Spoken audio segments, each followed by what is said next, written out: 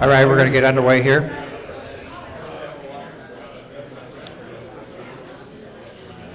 We'd like to welcome everybody to the 2015 Cal Poly National Letter of Intent Signing Day. With us we have Tim Walsh, and we are going to get started. Hello. We'll have Tim Walsh give some opening remarks, and then we will watch a video of the 19 recruits, their highlights, and then we will open it up to questions and answers for the media. And without further ado, Mr. Tim Walsh.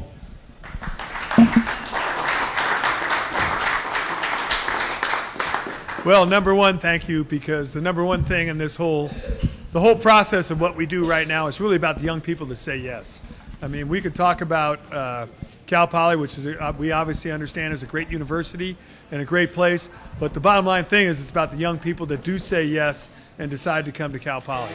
And so this is their day. So we want to make it a special day for them, a special opportunity for them to celebrate the fact that they said, yes, Cal Poly is the right place for me.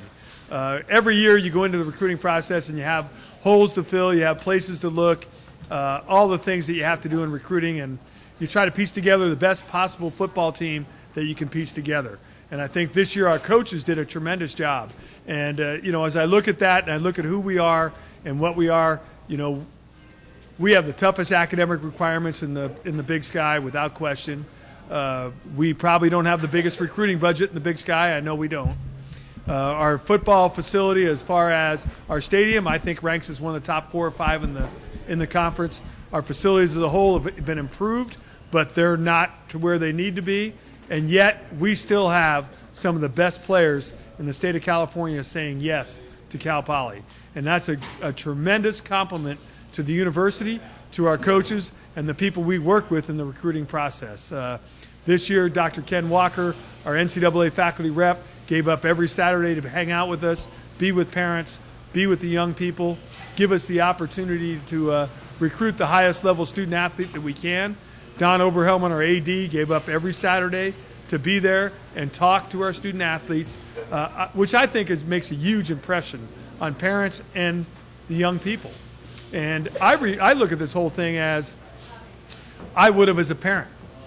It's really about, you know, the opportunity for these young people to be successful, not only in football, but really the rest of their life. And I know we've gone through some trials and tribulations this past year. That happens. But the reality of this situation is we recruit the best guys that we can find that we think fit the entire atmosphere of Cal Poly. And we want them to understand the whole of what they're doing, not just the football opportunity, but the academic opportunity, the opportunity to grow into the man that their mom and dad wants them to grow into.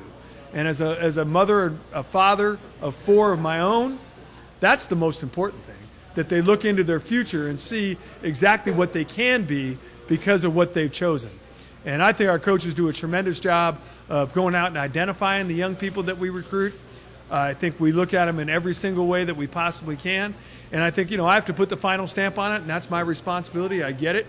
And I think we did a tremendous job this year. I really do. When I look at it, we've had a couple of frustrations here at the end, but in reality, we were more than prepared for what those frustrations might be, and we responded in a positive way with a tremendous recruiting class. If you look at the last couple of years in the Big Sky, we've been 5-3 and plays away from being champions for 3 consecutive years. And like I've said many times, the Big Sky is probably one of the best FCS conferences in the United States of America. And when you look at what we've done in our first 3 years, 17-7, I think it's acceptable, more than acceptable, to be honest with you. But the reality of it is we probably woulda, coulda, shoulda won some championships. So again, this year we looked at it like, what can we do better in the recruiting process? And I think we identified the position needs we had. I think we identified what we needed to improve upon. And I think we hit on it pretty hard. And I think we were extremely successful. So I'm extremely excited with the class we have. On the defensive side of the ball, I think if you look at it from a football perspective, I think you look at it and go, okay, we need to be a little bit deeper and stronger in the secondary. And we think we signed 4 guys there that are really good football players. At linebacker, we lost some really good players the last 2 years. if you really look at it. From Johnny Millard, Nick DeZubnar, and then Cameron Onko, we've lost some outstanding football players there. And to fill that void, I think going out and signing a couple of transfers, as well as some really talented high school players, we've helped ourselves there. On the defensive line, the toughest thing for us to recruit, outside of length maybe in the secondary, is size in the interior line. And probably was the toughest thing for us to do this year. So we didn't jump at what we missed on, and we didn't try to make up for the lack of maybe the talent that's in the state of California this year. But we were very fortunate to sign one, and that young man had some huge offers and said no. I mean, really big offers, and said no, and stuck by it. His mom and dad both graduated from Cal Poly, so that was a huge advantage. But we do think that we're strong enough and big enough there for our future to continue to grow. On the offensive side of the ball, we have a lot of players coming back intact. And if you add Willie Tucker to the equation at wide receiver, we're not very deficient at very many positions. Probably the H position behind the quarterback was probably number one.